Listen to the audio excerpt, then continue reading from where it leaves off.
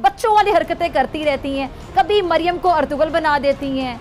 समझ में नहीं आता कि इतना फारिग टाइम इनके पास कैसे आ जाता है। इंतखाबात से पहले ये साहिबा एक दुकान पर गई जहाँ इन्होंने अपनी तरफ से इमरान खान के लिए खिलौना ले लिया। अब हिना परवेज़ भट्ट साहिबा एक रहनुमा है। अब इनकी जो हरकतें किसी भी तौर पर इनके ओहदे की अक्कासी नहीं करती हैं क्या अक्कासी नहीं करती ना।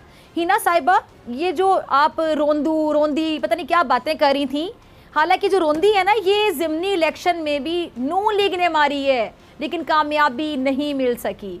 2018 के इलेक्शन से लेकर अपनी हुकूमत बनाने तक नून लीग ने रोंदी ही तो मारी है, धांधली का रोना ही तो रोया है। अब हिना परवेज़ भट्ट सब जानते हुए भी अनजान बन रही हैं, या फिर कह लें कि शाह से ज़्यादा शाह की वफादार बन रही हैं। अब लगता है कि हिना परवेज़ भट्ट को ज़बरदस्ती सियासत में लाया गया, वरना इनकी शख्सियत ज़रा भी सियासी नहीं लगती है आपको। इस कदर इमेच्योर हरकतें, बच्चों वाली हरकतें करती रहती हैं, कभी मरियम को अर्तुगल बना देती हैं। समझ में नहीं आता कि इतना फारिग टाइम इनके पास कैसे आ जाता है। लेकिन हिना परवेज़ भट्ट को अपनी ही की जाने वाली बात पर शर्मिंदगी का सामना करना पड़ा।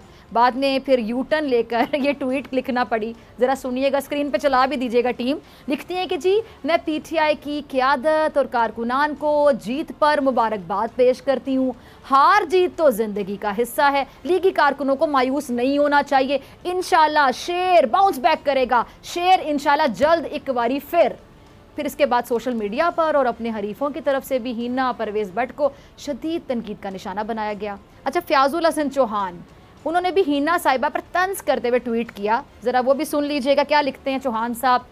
कहते हैं जी हिना परवेज़ अब आप अपने लिए चूसनी, हमजा शहबाज के लिए झुंझुना और बेगम सफदर आवान के लिए सोल्यूशन टेप भी इसी दुकान से ख़रीद लें। अब आप पूछेंगे कि बेगम सफदर आवान के लिए टेप क्यों, वो उनके मुंह पर लगाने के लिए ताकि उनकी टाँ से अवाम की जान छूटे। अब मेरे ख्याल से चौहान साहब ने हिना परवेज़ भट्ट को ऐसा जवाब दे दिया कि इसके बाद मेरी मज़ीद बात करने की शायद ज़रूरत नहीं है।